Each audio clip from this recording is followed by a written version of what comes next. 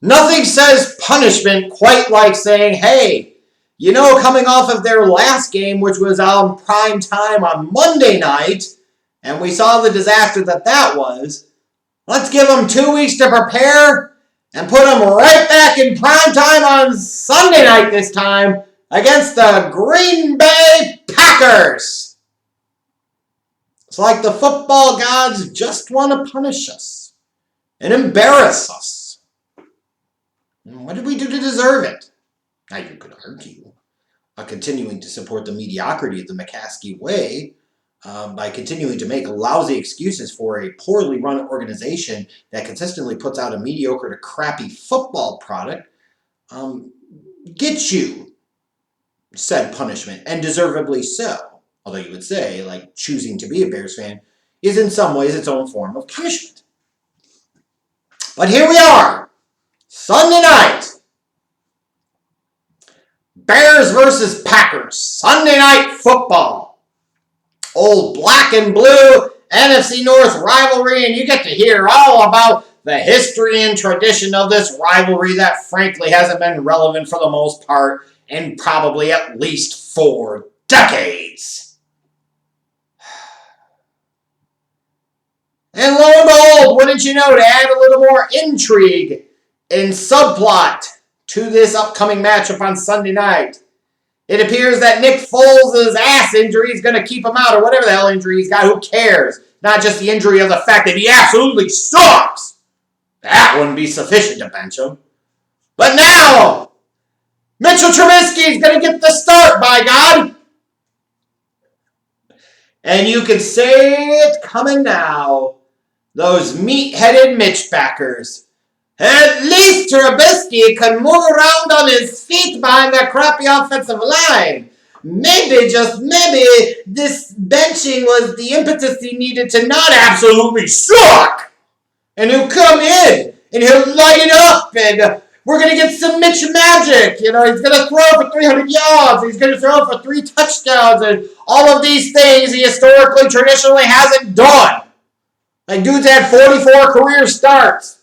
A whopping 8 of those games, he's thrown for 300 more yards, and all of a sudden, even though he's thrown for 300 yards in less than 20% of his career starts, a dude who is shit, just flat out booty cheeks, is going to come in and magically figure it out. Like, this is the unhealthy nature of being a Bears fan. This is the unhealthy mental state of affairs for those fans who continue to excuse away the mediocrity of the McCaskey way by buying into and believing this crap. Never mind the fact that this offense sucked with Mitch this year. It sucked with them last year. Sucked for plenty of times in 2018 and 2017 too. Never mind the fact that this team has lost 4 consecutive games after their flukish garbage. I told you idiots not to believe it. 5-1 start. But somehow, someway, this offense that can't get a clue and can't score points on a consistent basis is going to go into Sunday night's game in prime time, where they certainly have not played well this year. And they're going to figure it out against Aaron Rodgers and the Green Bay Packers.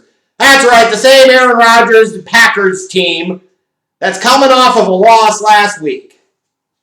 So now, not only is Aaron Rodgers daddy playing the Bears on Sunday night, now he's going to be pissed off and motivated too. I'm sure that's going to work out splendidly well.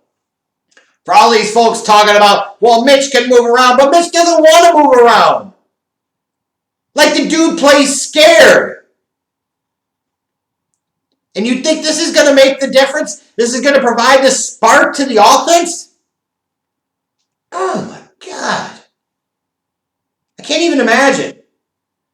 And you got these Bears fans sitting there thinking that recent historical precedent doesn't matter. In the last 20 games against the Packers, they're 3-17. But yes, now.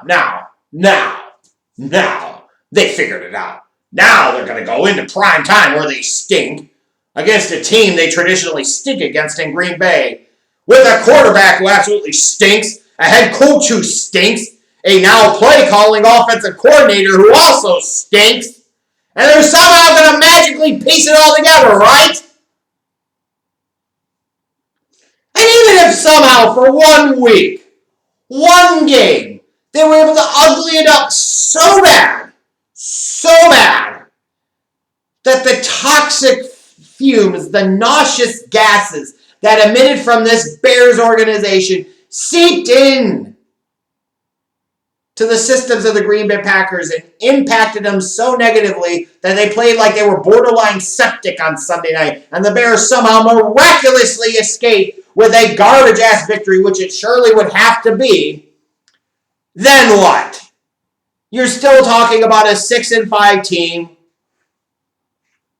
with a defense that's good but not great, and an offense that still absolutely stinks. So you're talking about what? You'll want to be a 7th seed in the playoffs? So that way you can get bounced in the first round? And then Nagy and Pace get contract extensions that they haven't merited and certainly don't deserve when they should be shown the effing door at the end of the year, just like Ted Phillips? That's what you want? Oh, they made the playoffs twice in 3 years, and at no point in time have they been viable contenders, and who gives a crap?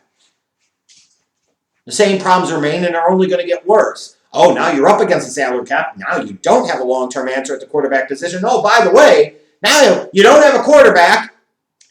You also don't have an offensive line. You also don't have Allen Robinson under a long-term contract. Like, you got all these problems. You just still can't run the frickin' ball.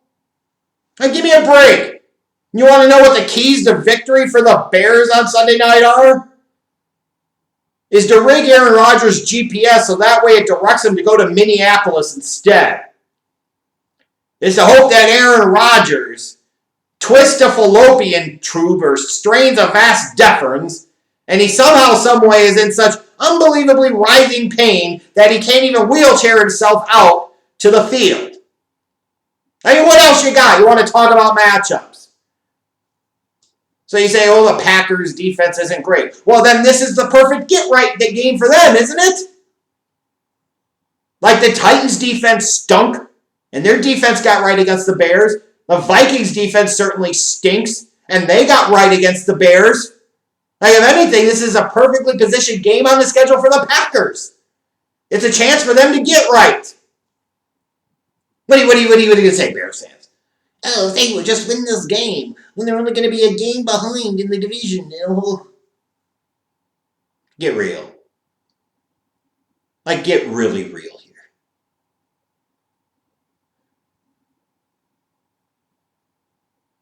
Like, is there even really a point to analyze and break down the matchup come Sunday night? No. The Bears still can't run the ball. Their offensive line is still cheeks. It doesn't matter if it's Foles or Trubisky. Their quarterback play still sucks. Their play calling still sucks. Their defense is only going to be able to hold out but for so long. And now, they got to play daddy, Aaron Rodgers, who's going to make them his bitches, like he always seems to freaking do. I mean, tell me where I'm wrong. Tell me where I'm off base. In any way, shape, or form. Like, what is incredibly much more likely is that the Bears go out on Sunday night and they embarrass themselves again in prime time, which, by the way, wouldn't be the first time they've done this with the Packers. Seems like every year they play the Packers at least once in prime time. 2018 was the choke job when Aaron Rodgers came back in the second half and played, and they pissed that one away, the Bears did. 2019, remember the season opener, that 10-3 snooze fest? You remember that? So Nagy's 1-3 against the Packers as a coach. Mitch is what? 1-5 as a starter or something like that against them. Well, somehow, some way, you think this team's going to win. No, the only question at this point should be, how many points do the Packers win by? The point spread here is 8.5. And you would say, well, based off of recent history, you might want to take the Bears and the points here. But this team is so bad. They are so bad. the past 4 games, you have seen who the Bears really are. They are a crappy football team that is artificially inflated based off of those flukish garbage wins against other choke artist type teams at the beginning of the season. If you were going based off of the true construct of the team, you were going based off of what they really have, the Bears are much more of a 2-8 football team than they are a 5-5 squad. All that's happened now is reality's caught up with them a little bit. I have absolutely no reason to think that this Bears team wins on Sunday, and nobody with a right-thinking mind, other than they want it to happen for some foolish reason that is still unbeknownst to me, has any real logical basis to make saying that the Bears are going to win this game. Play calling sucks. Offensive line sucks. Mitch sucks. Running game sucks. Historical precedent over the past decade against the Packers absolutely sucks. Performances this year in primetime absolutely suck. Like, what you got?